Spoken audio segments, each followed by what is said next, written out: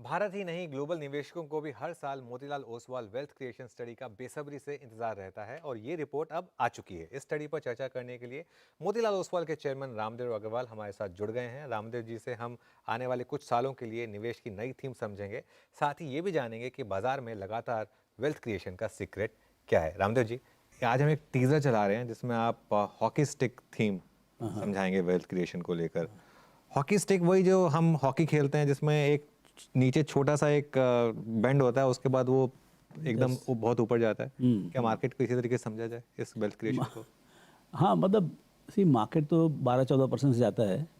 वे जब मतलब end of the bull market में हॉकी स्टिक टाइप का फॉर्मेशन होता है ऐसा। लेकिन अब वो नहीं मालूम मुझे वो ऐसा होगा कि नहीं होगा, but we are in proper bull market.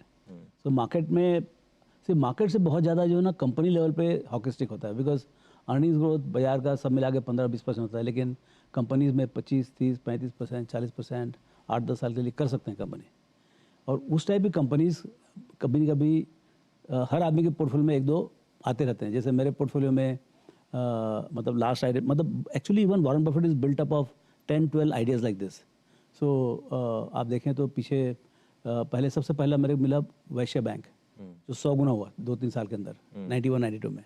उसके बाद मिला हीरो मोहरा, फिर उसके बाद मिला इन्फोसिस, उसके बाद मिला भारतीय एयरटेल, उसके बाद मिला आयशर। तो ऐसे जो है ना आपको, लेकिन सब एक साथ नहीं मिलता है, एक बार में एक दो ही मिलता है। तो उसका स्ट्रैटेजी क्या है, how do you find those things? So it's not so much about the fish कि भाई क्या मतलब आगे बढ़ने वाला है। It is more about fishing कि भाई what should be the strategy to end our learnings, मतलब हमारी सीख क्या है। ये जो पुस्तक है, एक पुस्तक है स्ट्रैटेजी बियॉन्ड हॉकी स्टिक, नया पुस्तक है स्ट्रैटेजी के ऊपर। तो वो ये बताता है कि भाई जो there is a power curve of profit distribution. So profit जो है ना, जो टॉप क्विंटाइल होता है, ये 5 भाग में बांट दें सब कंपनी को, तो जो टॉप क्विंटाइल होता है, जो टॉप 20% होते हैं, उसमें ही 80% ऑफ द प्रॉफिट होता है। अब BSE 500 ले लें, उसके top 100 company they are 80% of the profits. Bottom 20% is the all the losses. Okay, लेकिन जो मिडिल में 300 कंपनी है, वो 300 कंपनी जो है ना, वो बेचारे ना तो आयराम गैराम हो जाते हैं, वो वहीं अटक जाते हैं। So how do you push one of these companies from middle to the top? बिल्कुल। तो आपने काफ़ी एग्जांपल दिए ऑब्वियसली, और हम सब जानते हैं आपने इन सब स्टॉक्स में स्पेशली हीरो वगैरह में काफ़ी पैसा बनाया था। इस ऑब्जेक्टिव की स्टडी में एक बोल रहे हैं buy stocks at lower than intrinsic value, मतलब इंट्रिंसिक वैल्यू से लोअर खरीदें। और ये पता कैसे करें कि इंट्रिंसिक वैल्यू क्या है और हमें इंट्रिंसिक वैल्यू से लोअर मिल रही है कंपनी? जब आप कंपनी को स्टडी करेंगे तो कंपनी की वैल्यू समझ में आएगी आपको, प्राइस से समझ में नहीं आएगा आपको। अब ये रेशियो ओवर से समझ में नहीं आएगा। Ratio of course they help you, लेकिन पहले आपको ये समझना होगा कंपनी के पास है क्या। जैसे जर्नी चालू हो रही थी, उनके पास है क्या, what is the level of competitive advantage they have, उनके पास डिस्ट्रीब्यूशन क्या है, उनके पास पीपल ये क्या है, कल्चर क्या है, बिजनेस क्या करते हैं, कितनी साइज है, कितना बोरोइंग है, कितना। वो जब आप कंपनी को हर तरह समझ लेंगे और फिर ट्रेंड से आप जोड़ें उसको। जैसे आज कैपिटल मार्केट में ट्रेंड है, भयंकर ट्रेंड है, तो लेकिन हर आदमी को उतना बेनिफिट नहीं हुआ।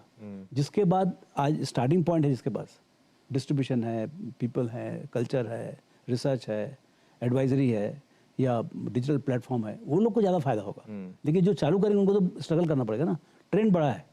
तो आपको पहले तो ये देखेंगे आप कहाँ चालू कर रहे हैं, फिर उसके बाद ट्रेंड, और उसके बाद देखिए corporate, how corporate can move. जैसे देखिए मिरे ने क्या किया, मिरे ने कल जाके शेयर खान खरीद लिया। तो ये सब कॉर्पोरेट एक्टिविटी जो है ना, to harness the trend you need to move. तो ये कहाँ पर कौन कौन से कंपनीज में ये है, ये बहुत जरूरी है कि जब ट्रेंड चलता है तो आपका जो फनल है वो तो है, but how do you further increase the funnel, और उसके लिए क्या क्या कॉर्पोरेट एक्शन करने का, वो कंपनी में दम है कि नहीं, वो पीछे करके मालूम पड़ेगा। बिल्कुल, क्योंकि सोई कंपनी रहेगी तो ऐसा सडनली जगने वाली नहीं है। तो जो कंपनी एक्टिविटी में है और ट्रेंड आ गया है, तो वही सब कंपनी जो है ना बहुत अच्छे से चलेंगी। रामदेव सर, इसमें एक चीज़ है, और मैं ये आपसे स्टॉक पे व्यू नहीं मान रहा हूँ, लेकिन क्योंकि आपने ये स्टडी की है, इसमें आपने जो एक मोस्ट कंसिस्टेंट और best all round wealth creator for second time in a row जिसको माना है, वो है अदानी एंटरप्राइजेस। ठीक है। अब लेकिन इसमें दिक्कत क्या हुई कि वो जब वो हिंडनबर्ग की रिपोर्ट आई, उसके बाद ये 60-70% गिर भी गया, 80% भी गिर गया। तो ऐसे केसेस में जो एक इन्वेस्टर है जिसने लॉन्ग टर्म में वेल्थ क्रिएट करी हो, वो उसको डिसीजन एग्जिट का कब लेना चाहिए? क्या इस तरीके भी कुछ चीजें होती हैं? देखिए आपका यदि जैसे मैंने भारती खरीदा था 2003 में, तो मैंने 25 रुपये में खरीदा, भाव हो गया 650, 2 साल के अंदर 650 का भाव हो गया। हाँ, सो सॉरी 1200 का भाव हो गया, तो मेरा 50 गुना हो गया, लेकिन मैं उस समय बेच नहीं पाया। उसके बाद भाव जो है ना, जो भी 2G स्कैम हुआ और सब हुआ, तो 650 700 का भाव हुआ, तभी मैं बेचा। लेकिन मैं खरीदा 25 रुपये में ना, मेरा तो 25-30 गुना हो ही गया, ठीक है, 50 गुना नहीं हुआ।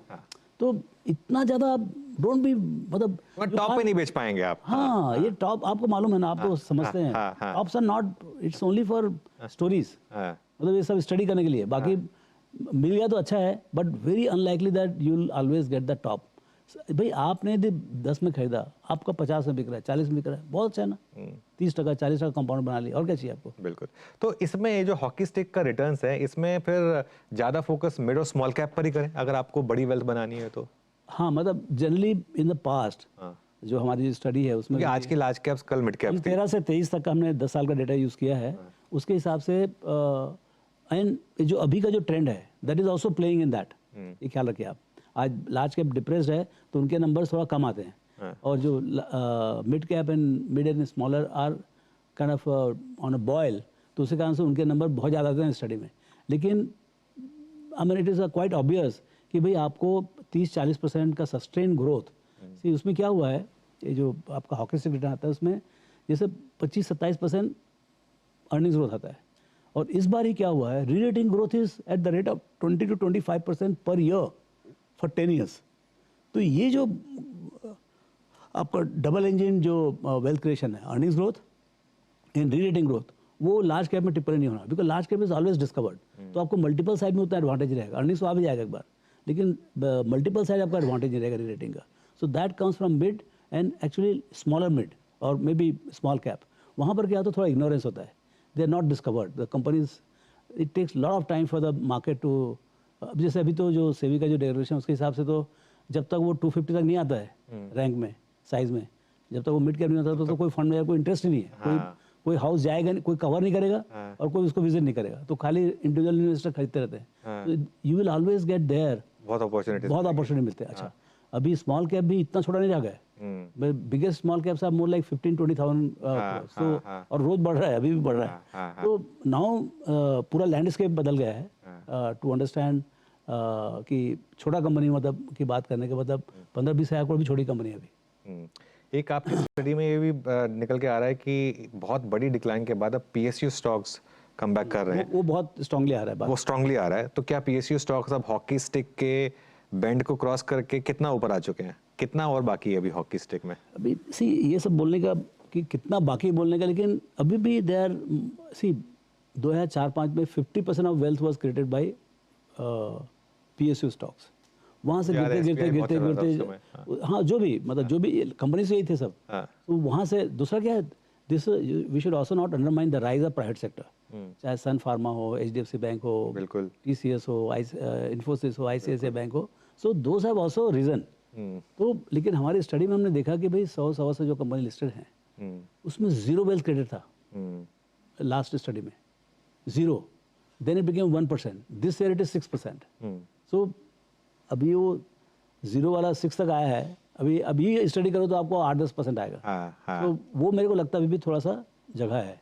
तो इस पे रामदेव सर अगेन मैं जैसे फॉर एग्जांपल देख रहा था, कैनरा बैंक हो गया फॉर एग्जांपल, एक एग्जांपल के लिए बोल रहा हूँ सिर्फ, वो कंपनी के बारे में इतना आई कैन नॉट कमेंट। हाँ नहीं, यू कैन नॉट कमेंट, मैं एक एग्जांपल के लिए कह रहा हूँ कि उसने अभी तक अपना प्रीवियस हाई नहीं निकाला। जैसे कई हैं, इनका सबका एंडोमेंट बहुत खराब है, पुराना ट्रैक रिकॉर्ड बहुत खराब है, सब आप सी ये मोमेंटम है सब, समझे ना, ये जाएंगे और तो इसमें you have to be very careful. इसमें मैं वही कह रहा हूँ, तो इसमें वेल्थ क्रिएशन मतलब आपका endowment is very important, past is very important, past is very important, यदि पास्ट चेकर्ड है most likely they will remain chequered. नहीं, मैं इसलिए कह रहा हूँ कि इसमें मैं इसलिए डिफरेंशिएट कर रहा था कि एक तरफ कैनरा बैंक जैसे हैं जिनके पास जिनके लिए हमारे पास पास्ट का इतना अच्छा रिकॉर्ड है जिसमें हमने देखा था कि खराब था, दूसरी तरफ थोड़ी सी नई पीएसयूज हैं जैसे कि डिफेंस वाली, हिंदुस्तान एरोनॉटिक्स हो गई, भारत डायनामिक्स हो गई, जिनमें हमने अब तक पुरानी कोई गलतियां देखी नहीं है, जिनमें हमारे पास वो वाला ट्रैक रिकॉर्ड नहीं है। वहां पर इस समय मतलब कि आपके हिसाब से वो बिजनेस के ऊपर है Anuj, I mean it's not about my view, if they scale up, I mean see government को डिफेंस बढ़ाने का है और बड़े-बड़े प्रोग्राम आएंगे, जैसे जिस ढंग से अनाउंस कर रहे हैं, दो हाई के एक ऑर्डर अनाउंस कर रहे हैं, उस टाइप के यदि ऑर्डर्स आएंगे उनके ऊपर they execute, clearly they are going to scale up even further from here. Okay, बिल्कुल। आप के इस पूरी स्टडी में जो 2-3 शानदार रिटर्न्स वाले रहे, उनमें फॉर एग्जांपल अगेन मैं सिर्फ नाम रेफरेंस के लिए ले रहा हूँ, जैसे एस्ट्रल है फॉर एग्जांपल, इनको रामदेव जी कैसे इन स्टॉक्स को अर्ली साइकिल में आइडेंटिफाई किया जाए, जो मतलब एक ऐसी स्पेस में है दैट जो is a study Anuj, you are getting focused on to the stocks. Stocks तो मतलब कोई भी आप करोगे तो आपको मिल जाएगा भाई किसने 25 कमाया है, 12 का नहीं, कमाया है। मैं कह रहा हूँ कि उसको स्टडी कैसे स्टडी करें। करने का तरीका ये है कि भाई आप जब को समझ में आया कि भाई यहाँ कंपनी में दम है, मैनेजमेंट में दम है, उनके प्रोडक्ट्स अच्छे हैं, उनके कोलैबोरेशंस अच्छे हैं, उनके product is selling at premium, there EPS is there, there EPS growth is there. So early stage में जब ग्रोथ चालू होता है, कोई भी कंपनी चालू होती है तो अर्ली स्टेज में मतलब 200-500 का टर्नओवर रहेगा, 25-30 का नफा रहेगा, growing at 100%, 80%, nobody notices them, मतलब बाजार में थोड़ा टाइम लगता है। अच्छा, उस समय क्या होता है, पी मल्टीपल बढ़ जाता है सडनली, जैसे पी मल्टीपल बढ़ता है लोग बोलते हैं कहानी खत्म हो गया। सो एक तो ये है कि भाई आप यदि उस कंपनी को कोई कारण से जानते हैं जल्दी, यदि 15, 17, 20 के पी मिल जाए, हमने तो बहुत देखे हैं कि आपको थोड़ा सा अज्ञानता हो उस कंपनी के बारे में, मतलब आउट ऑफ लाइमलाइट हो, या दूसरा कंट्रेरियन भी हो सकता है कि भाई लोग मतलब उस सेक्टर में बहुत, जैसे भी टेक में थोड़ा सा डिप्रेशन है, तो यदि बहुत अच्छी कंपनी मिल जाए आपको तो बहुत रिजनेबल प्राइस मिल जाता है। जैसे सीमेंट है, या आपका इवन ये आपका real estate companies, they are all depressed just a year back.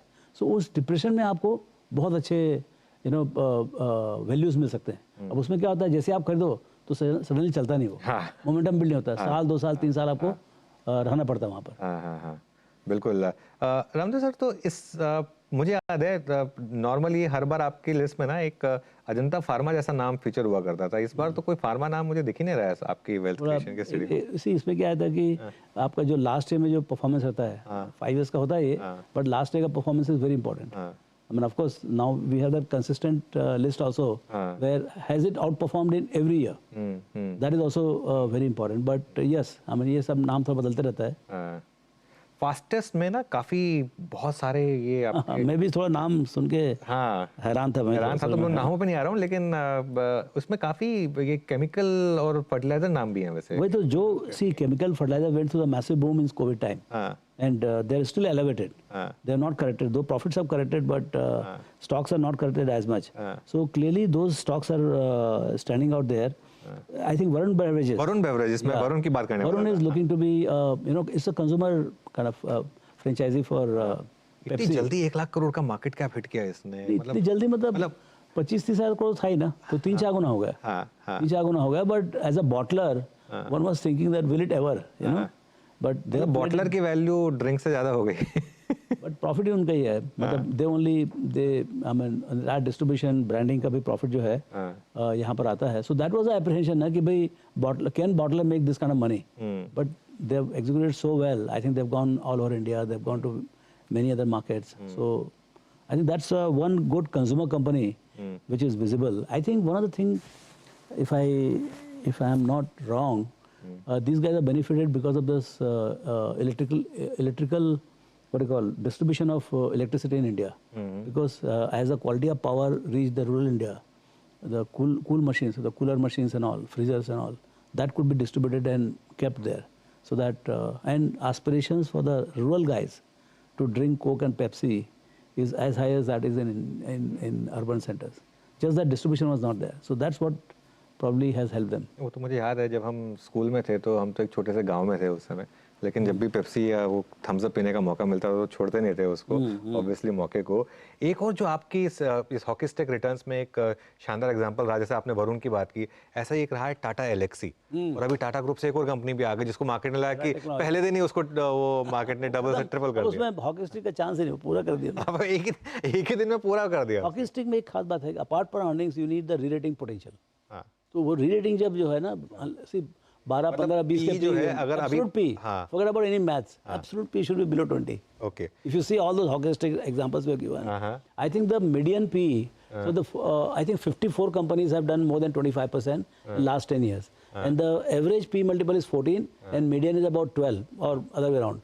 So 12 minimum है, 12 और 14 ऐसा कुछ है। So what I'm saying is that you need to buy fundamentally very reasonable. जैसे इंडेक्स, तो उस समय क्या था, इंडेक्स पी जो था ना 2013 में was about 15-16, so getting about 13-14 just below the. अब क्या है, इंडेक्स का आपका पी 22, तो आपको 20 के आसपास जो है ना खरीदना, 20 से नीचे, जितना नीचे उतना अच्छा, लेकिन it's reasonable I would say. बिल्कुल, देखिए जो जो स्टेबल है, मैं बताता हूँ आपको, टाटा एलेक्सी का पी 20, एसआरएफ का 29, ठीक है, एस्ट्रल का 23, पीआई इंडस्ट्रीज का 12, ये भाव कभी थे भी, मैं तो देख के हैरान हूँ। बिलीव नहीं होता है, बट आपको अभी भी ऐसे मिलेंगे, आप अपना सॉर्टिंग करो, अभी भी आपको कंपनीज मिलेंगे। Okay, you have to find out those companies where you want to put your. तो इसमें मतलब अगर आपको वेल्थ क्रिएशन करनी है तो आपको अच्छे शेयर चुनने हैं, लेकिन आपको अपना एक क्लियर रखना है कि मुझे एब्सोल्यूट पी नीचे ही रखना है, और उसमें मार्केट फिर अच्छा, ये 20 पी वाला जो टाटा एलेक्सी है वो अब आज की डेट में 65 पर आ गया, इस लेवल की री रेटिंग हो गई, ये क्या मतलब एक इंजन बंद हो गया ना अब। हाँ, 2 इंजन है ना, ईपीएस ग्रोथ और री रेटिंग ग्रोथ। री रेटिंग खत्म हो गया अब मेरे ख्याल से। बाकी जो जितना अर्निंग्स करेगा, यदि मान लो 25% से करेगा तो 25% तो मिलेगा। रामदेव सर, आप ये कह रहे हैं बेसिकली कि अगर आपको वेल्थ क्रिएशन करनी है तो एक अच्छी कंपनी जिसमें ईपीएस ग्रोथ भी हो और पी एक्सपेंशन का भी स्कोप हो। किस्मत की बात होती है, आप अच्छी कंपनी चूज करते रहें and buy at reasonable price. 1 or 2 of them definitely will be multi bagger. Basically hockey stick में मल्टी बैगर की बात कर रहे हैं। हाँ, बिल्कुल, सो मल्टी बैगर स्ट्रैटेजी होता है, थोड़ा तो किस्मत भी काम करना चाहिए। बिल्कुल। एंड ये जो बूमिंग इकोनॉमी है, that is also going to be helpful because lot of companies will spring up from nowhere.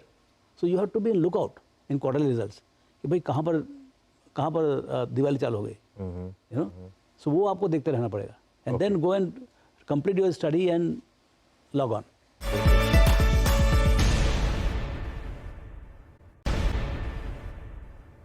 Pi industry मेरे ख्याल से इंडियन मार्केट का आज तक का सबसे बड़ा मल्टीबैगर है, 5000 गुना, ऐसा मतलब अच्छा 5,000 गुना 5000 गुना हुआ है वो फ्रॉम द लिस्टिंग, फ्रॉम मतलब पिछले 20-25 साल में जो मैंने ट्रैक रिकॉर्ड देखा है उसमें, तो मतलब क्या किस लेवल का बट आपका एचडीएफसी बैंक, आपका ICI, sorry Infosys and all, there 6,000 7,000 baggers, हाँ, you know, so they are amazing. And India is a country which has produced largest number of multi-baggers by any study and by multiple times more. More than 20% growth, more than 20% return on a stock. I mean, in last 10-15 years, they would be in hundreds in India. In other markets, in China, there are only 3 companies. Only 3 companies have made 20% return for 10-15 years. और India में number बहुत ज़्यादा आपके 150-200 होगा. 150-200. US में it is 50-60. Okay, तो Ramdev sir, इसमें एक चीज़ जो एक हमारा, क्योंकि नया रिटेल इन्वेस्टर जुड़ता है और वो आजकल इतने जुड़ रहे हैं, वो ये पूछ रहे हैं कि ये तो चलिए रामदेव सर के टाइम पे आई थी कंपनियां, इन्होंने इन्वेस्ट किया, कि हमारे टाइम पे भी हमको ऐसी कंपनियां मिलेंगी जिसमें बहुत कंपनी 20 साल के बाद हम इस तरीके की बात करेंगे? बहुत, I am quite sure it will be faster also. ये पूरा डिजिटल फ्रेमवर्क जो आएगा भाई, and lot of old companies will get digital power behind, so they can accelerate the growth, you know. So आपका लॉजिस्टिक्स सुधरते जा रहा है, आपको ग्लोबल एक्सेस सुधरते जा रहा है, आपका फॉरेक्स बैलेंस सुधरते जा रहा है, your acceptance of the products world wide is increasing, so there will lot of trends.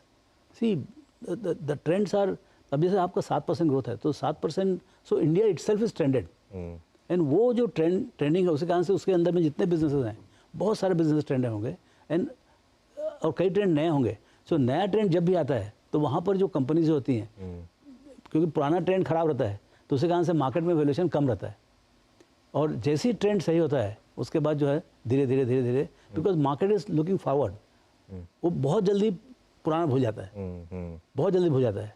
तो वो ये चीज़ देखने का है कि भाई कहाँ पर आपकी समझ है कि भाई ये बहुत लंबा चलने वाला है। अभी के लिए अगर हम अगले 20 साल के लिए वेल्थ क्रिएशन के लिए सोच रहे हैं तो आपके हिसाब से डिजिटल, आप डिजिटल मेरे ख्याल 4 बार बोल चुके हैं, तो उस पर ही फोकस करना है। वो बहुत एक्सपोनेंशियल है क्या डिजिटल में, कुछ भी होता है ना भाई।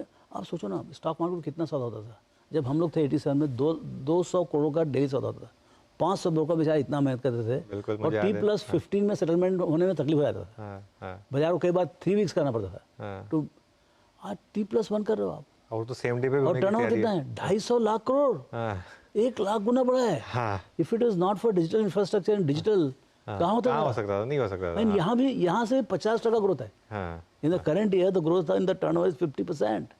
तो मैं क्या बोल रहा हूँ, digital is extremely exponential. Is digital working for you? Is it helping your business? Is it helping your turnover expand, margin expand?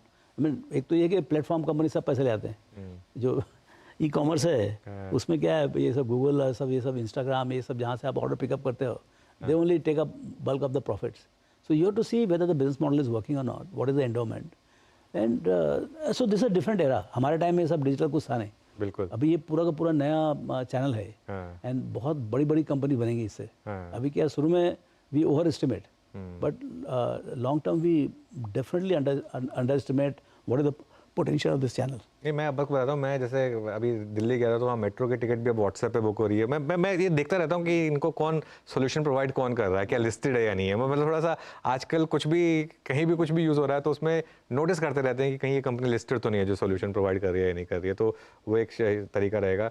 अच्छा रामदेव सर, एक आखिरी सवाल फिर, क्योंकि मार्केट में इतना बड़ा बूम आया और आज आप आए हमारे स्टूडियो में, आज ही हमने नया ऑल टाइम हाई लगाया है मार्केट में। तो रोज हर हफ्ते 10 दिन में ऑल टाइम होते हैं, तो आप लोगों को डराओ मत, ऑल टाइम हाई। मैं नहीं डरा रहा हूँ, हम क्या डरा रहे हैं, हमारे तो आप वाइब देखिए, हम तो कह रहे हैं 50,000। ये अगले 5 साल का ऑल टाइम हाई नहीं है। हाँ, मैं इतना कहने का। नहीं, मैं तो 20 साल की तेजी की बात यू कर रहा understand the entire trend charts and all, जिस दिन आपको लगे कि अगले 5 साल के लिए ऑल टाइम हो गए, तब आप डराना लोगों को। हूँ। नहीं, हम तो डरा ही नहीं रहे, हम तो कह रहे हैं कि इसमें मैं बने बता, रहिए। आगाह करना। हाँ, आगाह करना, चलिए, हाँ ठीक है। रामदेव सर, एक जाने से पहले एक कोई सीख आपकी चार्ली मुंगर की जो आप बताना चाहें? मतलब कोई डाउट ही नहीं है, द बेस्ट, आई मीन 90% समझ इसमें आई। जो कंपाउंडिंग जो मैं बोलता हूँ, इनफैक्ट कंपाउंडिंग में सीख गया था 91 में, बट कंपाउंडिंग को एक्चुअल में मतलब उनका इंपॉर्टेंस समझाने वाली है ये चार्ली साहब। इन्होंने क्या बोला कि the heart and soul of compounding is not only to understand but what it takes to engender it. आप बोल दिए भैया 25% से आपको 20 साल तक ग्रो होने का है, ओके, सो 25% से आप 10 साल में 10 गुना और 20 साल में 100 गुना, ओके, बट आखिरी साल में 20वें साल में आपको जो 200 है उसका 150 आपको मतलब 50 गुना आपको तभी करने का लास्ट साल में मिलेगा, लास्ट साल में करेगा। But what it takes for, जैसे अभी बर्कशायर हैथवे $500 बिलियन का कंपनी है, उसको यदि 15% से बढ़ाना तो $75 बिलियन कमाने का है। बिल्कुल बिल्कुल, and that's what they have done. तो ये जो साइज ऑफ चैलेंज जो है बैक एंडेड वो, और उसके लिए अभी से आप स्ट्रेटजी किए हो क्या, is the business model like that. तो ये समझने का भी power of compounding is one thing, very few understand power of compounding, and the few of the few practice it. तो अगली बर्कशायर हैथवे की एजीएम काफी इमोशनल होगी वैसे, बहुत इमोशनल है ना, होगी। मतलब पहली बार चार्ली मुंगर नहीं होंगे, I think for the old people, and I can understand the importance of friends. In my life, importance of friend is very high. You know, to have a partner and friend not being there, absolutely, it's actually very emotional. What you said is right. Yeah. चलिए फिर एक काम करते हैं Ramdev sir, यहीं पे खत्म करते हैं शो को, वरना और इमोशनल हो जाएंगे हम भी। और हमारे साथ जुड़ने के लिए बहुत बहुत शुक्रिया। Thank you so much.